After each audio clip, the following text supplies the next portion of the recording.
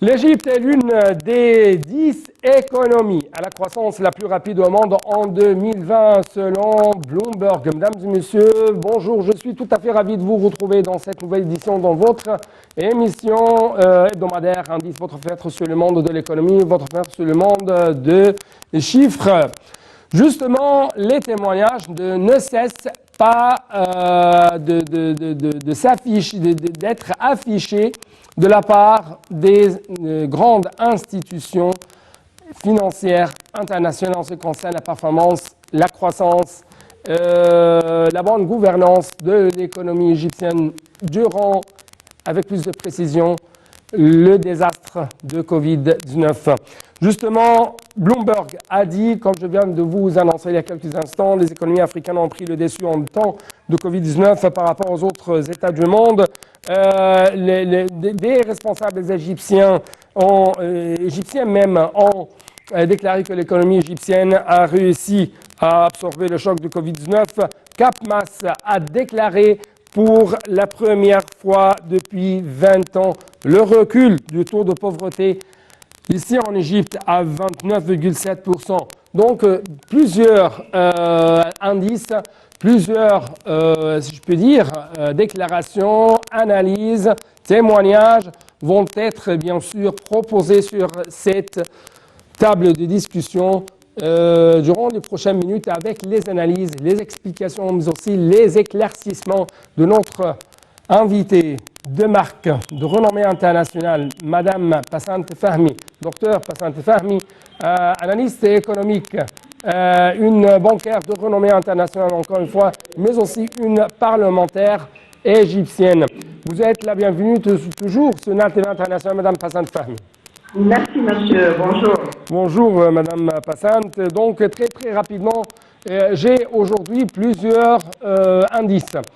Très important en ce qui concerne la performance de l'économie égyptienne dans le temps du coronavirus. Mais justement, très rapidement, je dois commencer par l'Égypte qui est considérée comme l'une des 10 économies à la croissance la plus rapide au monde en 2020 selon les estimations de Bloomberg. Votre analyse, pourquoi de tels témoignages ont été affichés de la part de Bloomberg, cette institution financière américaine? Tout d'abord, nous devons savoir que Corona a eu des implications négatives sur le monde entier. Oui. Sauf l'Égypte. Vous allez être surpris, sauf l'Égypte. Pourquoi? Parce que ça a vraiment, ce qui se passe, a obligé tout le monde, le cabinet, le Parlement, les responsables, de reviser la stratégie économique de développement pour l'Égypte. C'est-à-dire que l'Égypte, tout d'abord, je dois mentionner les points forts. L'Égypte a une économie très bien diversifiée. On était toujours un pays qui travaille dans l'économie verte, l'économie bleue.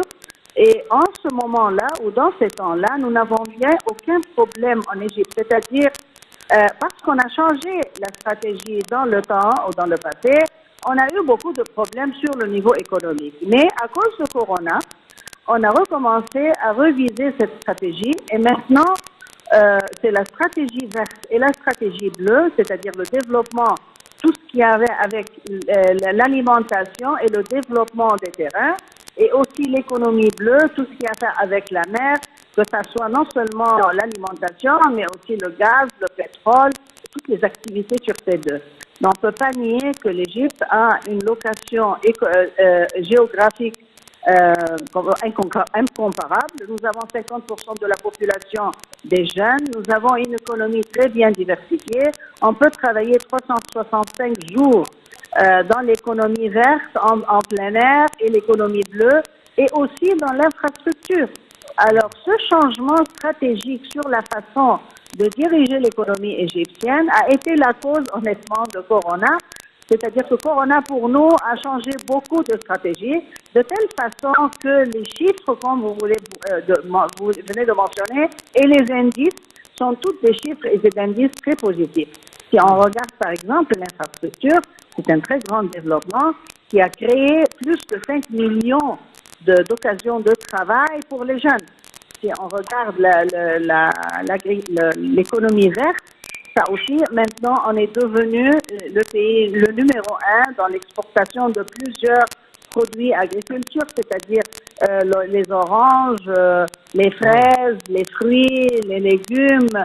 Ça a beaucoup changé. Et pour la première fois, on n'importe pas de sucre, c'est-à-dire on a commencé à produire le sucre et à exporter le sucre. Alors, cette stratégie verte, et on a aussi lancé des bonds et des instruments de dette qu'on les appelle économie verte aussi, ça a été couvert 5 fois.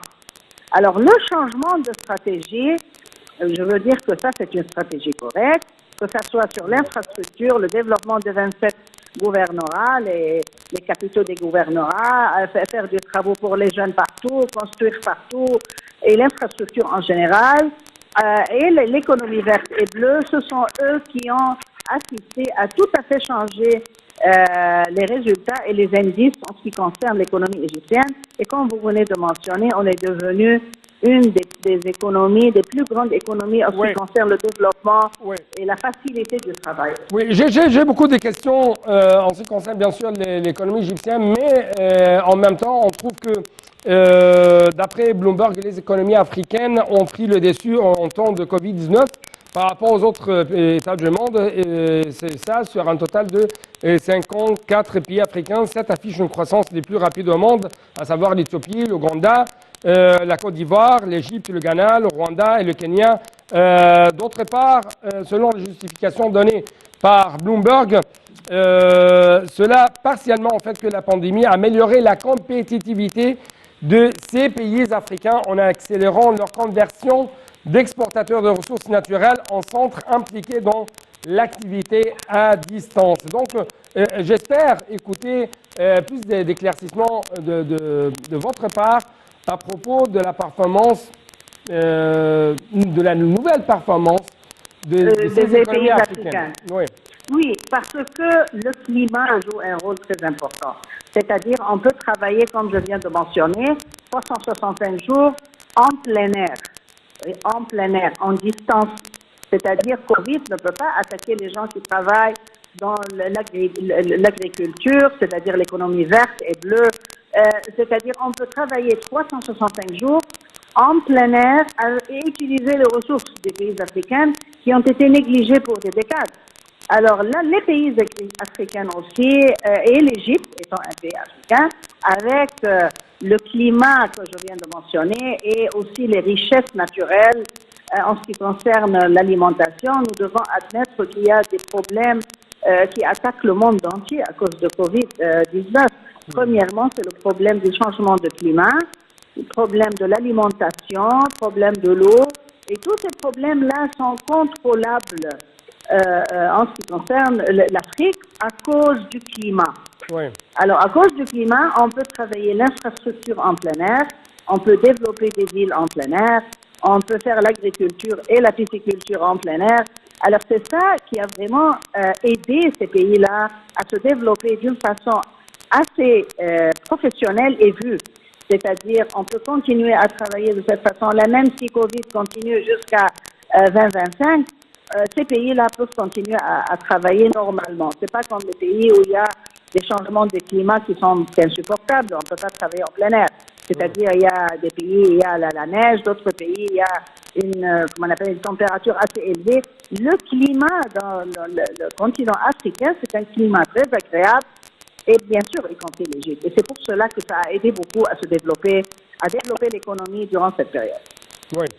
Justement, Madame Hassan Fahmy, il y avait une déclaration très importante faite par la ministre égyptienne de la coopération internationale en ce qui concerne, même pendant la 6e édition de Med Dialogues, si on parle un peu plus de l'anglais, en anglais. C'était une conférence tenue via visioconférence à Rome. Madame Al-Mashat a dit que l'économie égyptienne avait réussi à absorber le choc de la pandémie de coronavirus et avance vers une reprise souple. Donc, d'après elle, la clé pour parvenir à une reprise, pour se remettre de la situation actuelle, est que les décideurs politiques, le secteur privé, les partis concernés suivent une approche innovante capable de s'adapter et de résister à l'épidémie. Donc, est-ce que vous pouvez nous donner un peu plus d'informations, un peu plus d'éclaircissements en ce qui concerne de tels termes employés par Madame la ministre? Oui, c'est-à-dire on a pu s'adapter d'une façon très professionnelle au changement. C'est-à-dire ce qui se passe dans notre pays et dans le continent africain a aidé le secteur privé à s'adapter à ce changement d'une façon facile. C'est-à-dire, je répète, par exemple, on peut développer l'infrastructure d'une façon très professionnelle parce qu'on travaille en plein air.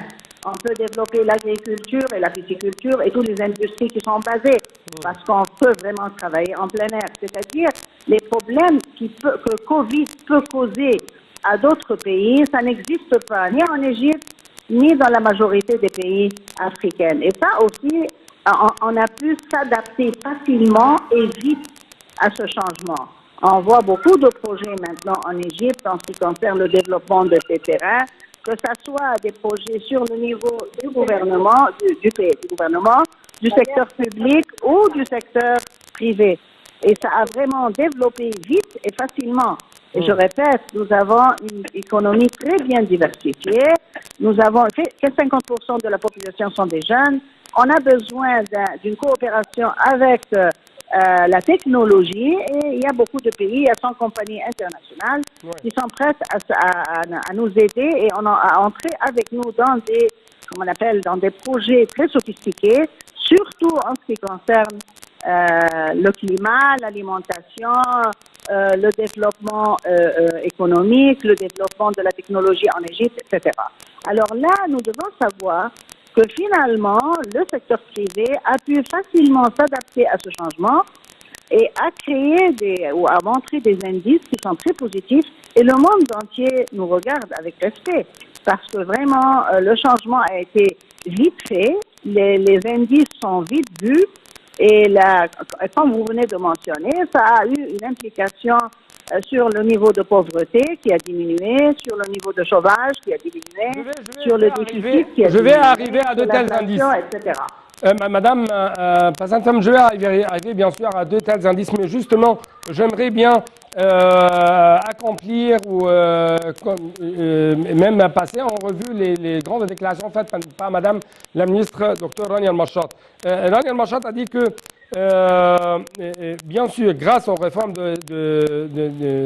réformes économiques appliquées en 2016, en 2019, en coopération avec le FMI, on a obtenu de grandes réserves, de fortes réserves en devises étrangères. Et c'est pourquoi l'Égypte a pu faire face à ça. Bien que les réformes aient été difficiles, elles étaient nécessaires et ont réussi à réaliser la stabilité économique. Madame Machat a même expliqué qu'en 2020, l'Égypte a eu des politiques claires à propos du taux de change, un excédent budgétaire préliminaire et de fortes réserves en devises étrangères qui ont aidé à alléger les effets économiques du coronavirus. Donc, justement, ce sont des éléments très importants et j'aimerais, avant de vous donner les paroles, ajouter une chose, c'est l'élément humain. Nous avons ici, dans cette équation économique, la gestion, la restructuration de l'économie dans plusieurs secteurs, mais aussi l'élément humain. Nous avons ici les professionnels. Les Égyptiens possèdent toutes les professions, n'est-ce pas? Bien sûr, vous avez mentionné le niveau de réserve. Les réserves ou le niveau de réserve économique à la Banque centrale, ça c'est la colonne vertébrale de la stabilisation dans n'importe quel pays. Si vous voulez une stabilisation économique, nous devons avoir un niveau de réserve acceptable et nous avons un niveau très acceptable qui peut nous couvrir pour plus que 6 mois dans le futur. Oui. Bien sûr, le travail qui a été fait sur le niveau fiscal, sur le niveau monétaire, sur le niveau de redressement des stratégies économiques pour le pays, c'était un grand travail qui a commencé depuis 2016 et les résultats sont vus ces jours-ci. C'est-à-dire tout ce qui se passe ces jours-ci, c'est un résultat d'un grand travail qui a été vraiment accompli par le gouvernement, par le Parlement, par les institutions du pays. Et maintenant, on est dans, comment on peut dire, nous avons une situation assez solide en ce qui concerne les réserves. Les réserves, je répète, c'est une colonne vertébrale de la stabilité monétaire et fiscale. Tout ça a été bien vu et le monde entier l'a vu. Ça a été fait très professionnellement. Le gouvernement a eu vraiment, il faut le saluer parce que c'est un grand succès d'atteindre tout ça. Mais en même temps, le changement de la stratégie est très important. C'est-à-dire, nous devons savoir que le monde entier a des problèmes et nous aussi, nous devons participer à ces solutions. Surtout les problèmes majeurs, c'est-à-dire l'alimentation, le changement de climat, le terrorisme, il y a des problèmes mondiaux. Nous devons vraiment participer à les résoudre. Et je pense, à mon avis, que l'Égypte a fait un grand effort en ce qui concerne l'alimentation et le changement de climat, et ça continue. Et aussi, dans le niveau de combattre le terrorisme, ça c'est un autre travail, mais on a participé avec le monde entier à combattre ce problème-là, pour avoir une stabilité dans la région. Bien sûr, on essaye de combattre le terrorisme, non seulement à travers le domaine sécuritaire, mais aussi à travers d'autres domaines, notamment la pauvreté. C'est pourquoi CAPMAS, qui est l'agence centrale pour la mobilisation publique et les statistiques de l'Égypte, bien sûr, a dit recul pour la première fois depuis 20 ans du taux de pauvreté à 29,7%. En même temps, ça c'est très important. Oui. Si on veut vraiment combattre le terrorisme, il faut combattre la pauvreté. En même temps, avant de vous donner les paroles, les explications, CAPMAS a dit que les projets nationaux ont fourni environ 5 millions d'opportunités d'emploi aux jeunes, en confirmant que l'État soutient toujours les classes les plus vulnérables, sinon une plus grande augmentation de taux de pauvreté aurait été enregistrée. Sans le soutien du gouvernement aux familles, le taux de pauvreté aurait augmenté. Donc, ce sont des déclarations très importantes, très essentielles dans ce temps de coronavirus. On n'a pas essayé seulement de sauvegarder ou même d'essayer d'atteindre deux taux de croissance plus rapides, plus grandes que tous les autres États, notamment les marchés émergents. Mais aussi, on a essayé de lutter contre la pauvreté dans ce temps amer, dans ce temps très difficile. Ça a été fait d'une façon professionnelle et vue. C'est-à-dire, on parle toujours qu'on a dépensé des milliards de livres égyptiennes en Égypte. On l'a dépensé sur des projets d'infrastructure, de pisciculture et d'agriculture. Et ces trois projets-là, on n'a pas importé un seul employé de l'étranger, un seul ingénieur de l'étranger. Encore une fois, alors, tout ce qui a été payé à des mains égyptiennes. C'est pour cela que ça a aidé à combattre la pauvreté. Ça a créé 5 millions et plus de travail. Madame Passane, je dois m'arrêter devant ce que vous venez de nous révéler. C'est un grand accomplissement pour les Égyptiens. Tous ces projets qui sont accomplis, qui sont réalisés sur le terrain, sont par la main égyptienne, la main-d'œuvre égyptienne, bien sûr, les esprits égyptiens, et même une autofinance. On a réussi à arriver à une autofinance, n'est-ce pas, de tels projets. Oui ou non? Je m'excuse, vous pouvez répéter? On a réussi même à arriver à une autofinance de ces projets qui sont réalisés sur le terrain. Par exemple, les axes routiers, les réseaux routiers, les coûts de ces réseaux routiers, on a pu récupérer le coût après, par exemple, presque un mois ou quelque chose comme ça, n'est-ce pas ou non? C'est vrai. Mais ce qui est plus important, je voudrais mentionner, la matière première utilisée, c'est des usines égyptiennes. Les ingénieurs égyptiens, les employés égyptiens. Alors, l'argent a tourné dans l'économie et c'est pour cela que ça a aidé à diminuer le taux de chômage, de la pauvreté. Et ce qui se passe en Égypte, c'est un très grand projet pour changer l'Égypte et devenir un pays, comme on appelle, de première classe, comme on les appelle. Alors là, il faut mentionner ces points-là parce que les gens parlent on a dépensé beaucoup d'argent en Égypte. Oui, on l'a dépensé mais à des mains égyptiennes, des ingénieurs égyptiens, des compagnies égyptiennes et des usines Les égyptiennes. ouvriers, oui, oui, oui.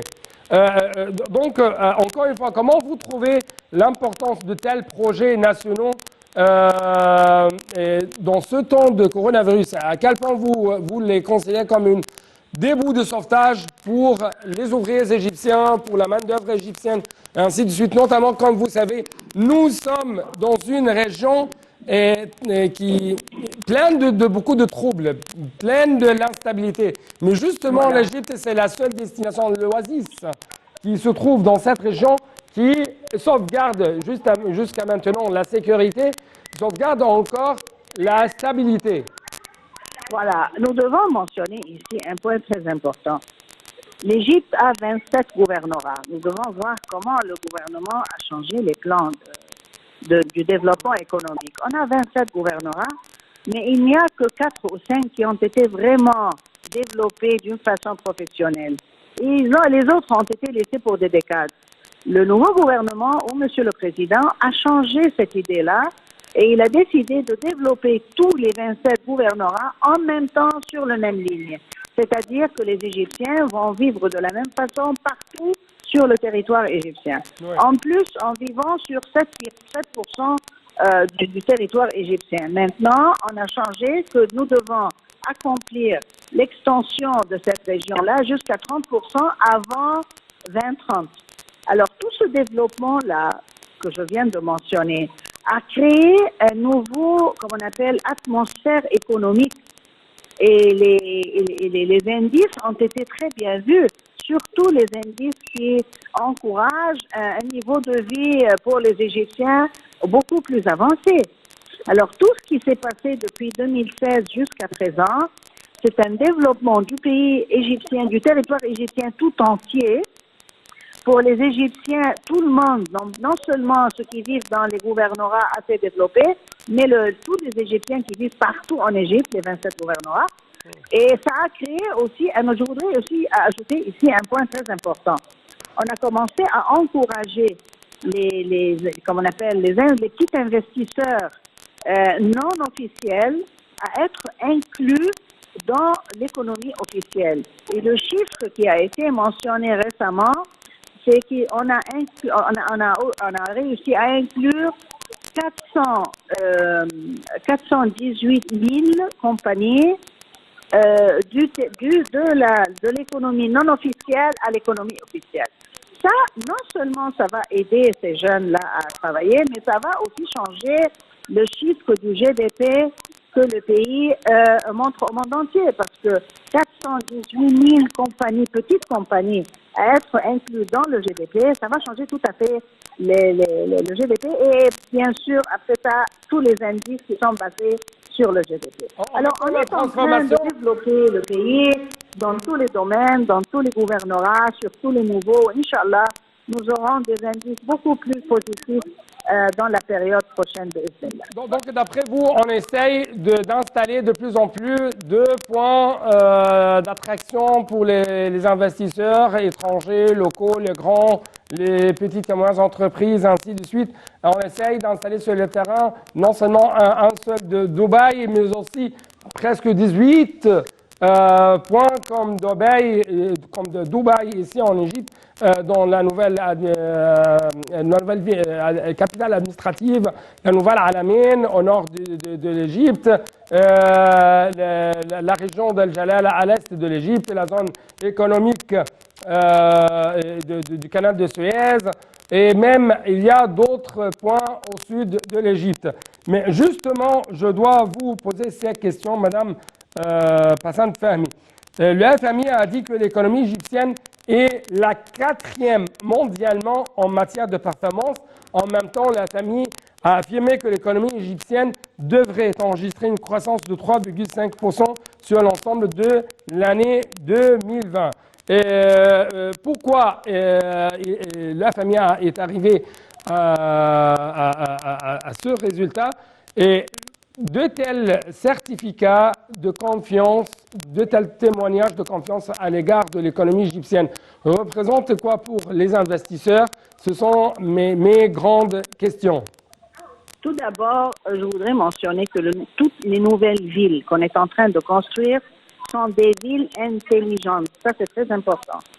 Parce que ça, c'est le nouveau monde. Ce ne sont pas des villes comme les villes classiques qui ont été construites partout au monde pour des décades. Ce sont des villes intelligentes et ça, c'est un travail très compliqué et très sophistiqué. Mais ça peut encourager les investisseurs de venir vivre et travailler avec nous sur un niveau qu'ils veulent voir partout au monde. Ça, c'est pour les villes. Deuxièmement, en ce qui concerne le développement égyptien, moi, j'ai commencé par dire qu'on a changé la stratégie et on a fait un petit exercice qui s'appelle SWOT analysis. Quels sont les points forts pour l'Égypte, les points positifs? Quels sont les points faibles? Comment on peut vraiment travailler avec les points forts, les utiliser et éviter les points faibles?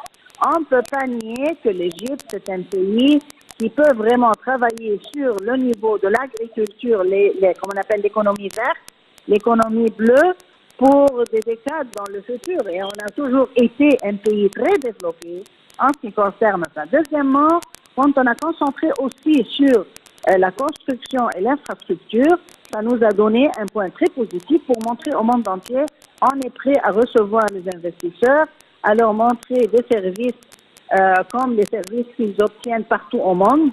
Alors là, oui, le développement de nouvelles villes intelligentes, l'infrastructure, le changement de stratégie vers l'économie verte et bleue, ça, ce sont les points forts qui ont vraiment développé l'économie et ça va continuer dans le futur, Inch'Allah. Mais justement, ce n'est pas seulement le fait de la transformation vers l'économie verte, mais des appels, plutôt des mesures sur le terrain, afin, de la part du gouvernement bien sûr, afin d'encourager de plus en plus le secteur privé à pomper plus d'investissements dans cette économie verte, à être même un partenaire dans les grands projets nationaux. Donc, d'après votre estimation, comment vous trouvez de tels appels sur le terrain, de telles mesures sur le terrain? Normalement, n'importe quelle économie, oui, on a besoin comme on appelle, de la performance du gouvernement et des secteurs publics. Bon, on a toujours aussi, on doit encourager le secteur privé pour encourager les investisseurs privés. C'est-à-dire, pour inviter les investisseurs à venir travailler en Égypte, nous devons leur montrer que le terrain est ouvert pour le secteur privé. Et je voudrais mentionner ici aussi qu'il y a beaucoup de projets qui sont en fait en Égypte accomplis. La participation du secteur privé est bien vue, c'est-à-dire même avec le gouvernement, même avec les grands projets qui sont supervisés par l'armée, il y a toujours le secteur privé qui accomplit un très grand travail, c'est-à-dire que ça n'a jamais été annulé. Mais il faut encourager les investisseurs étrangers et leur montrer que le terrain est ouvert pour eux aussi. Ou bien travailler tout seuls s'ils veulent établir des compagnies privées internationales, ou bien avec la participation avec les Égyptiens ou avec le gouvernement égyptien. Alors, on est prêt là, on est ouvert à tous comme on appelle, les façons de coopération avec le monde entier. Mais l'Égypte a la possibilité de présenter des domaines d'investissement assez ouverts, assez larges. Les lois sont là. Le gouvernement encourage la participation du secteur privé égyptien et international. C'est-à-dire, moi, je m'attends, Inch'Allah, les années qui viennent, performances beaucoup plus mieux que ce qui s'est passé. Oui. Ma dernière question, pour clôturer avec vous. Le taux de dépenses des ménages, selon CAPMAS, a augmenté de 60 000 à 63 000 livres et le taux d'extrême pauvreté a baissé de 6,2% à 4,5%. Donc, comment vous estimez l'importance de tels indices en ce qui concerne le taux de dépenses des ménages? Et en même temps, il y a une question qui circule partout en ce qui concerne quand on va bien sûr surmonter cette crise ou ce désastre de Covid-19. Et toujours en même temps, les Égyptiens se demandent, oui bien sûr, ce sont des réformes difficiles, amères et qu'ils payent chaque jour, mais quand on va arriver à récolter les fruits de tout ça au niveau des individus. Vous avez des réponses, n'est-ce pas? Oui, bien sûr. C'est-à-dire, je viens de mentionner que les milliers qui ont été dépensés ont été touchés par les Égyptiens. C'est-à-dire que le niveau de vie s'est amélioré, ils ont eux aussi, le niveau de pauvreté a diminué, le taux de dépense a augmenté. Et quand on dépense, on encourage les compagnies de travailler. C'est-à-dire, on ne peut pas avoir des compagnies qui travaillent et produisent sur le marché et il n'y a pas un coût d'achat. Étant donné que les Égyptiens ont gagné de l'argent, ils ont commencé à dépenser, ça a encouragé aussi les compagnies de se développer et de produire davantage, au lieu de mettre les travailleurs qui étaient chez eux à la porte. Alors là, eux, ils travaillent, les Égyptiens dépensent, le gouvernement encourage à travers les grands projets. Alors ça, c'est un cercle qui commence par les dépenses. Madame Passante, comme vous savez, le gouvernement, ou dans la ligne de mire des gouvernements, ce sont les plus démunis, les plus pauvres, et ainsi de suite. Mais et comment va être dans la prochaine période le statut de la classe moyenne en Égypte? Et comme vous savez, c'est la classe qui a payé plus cher le coût de réforme économique. Ça, c'est le problème le plus compliqué.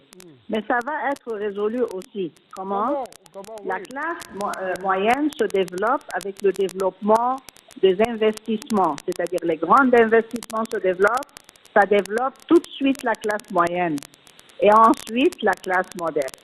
Mais le développement des investissements sur le macroéconomie, ça c'est la solution pour créer de nouveau la classe moyenne en Égypte. Et on ne peut pas nier que depuis 2011, la classe moyenne en ce qui concerne le tourisme a été touchée négativement et ça a créé beaucoup de problèmes. Avec la solution du tourisme et l'investissement, que ce soit des Égyptiens ou de l'étranger, ça va développer graduellement la classe moyenne.